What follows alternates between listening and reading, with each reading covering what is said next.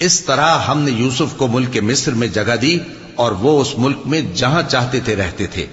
ہم اپنی رحمت جس پر چاہتے ہیں کرتے ہیں اور نیکوکاروں کے اجر کو ضائع نہیں کرتے.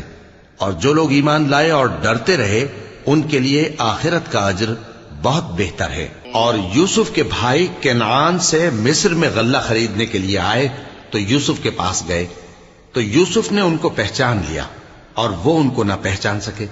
اور جب یوسف نے ان کے لیے ان کا سامان تیار کر دیا تو کہا کہ پھر آنا تو جو باپ کی طرف سے تمہارا ایک اور بھائی ہے اسے بھی میرے پاس لیتے آنا. کیا تم نہیں دیکھتے کہ میں ناب بھی پوری پوری دیتا ہوں اور مہمانداری بھی خوب کرتا ہوں؟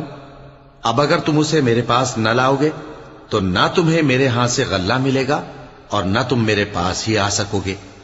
انہوں نے کہا کہ ہم اس کے بارے میں اس کے والد کو پھسلائیں گے اور ہم یہ کام کر کے رہیں گے.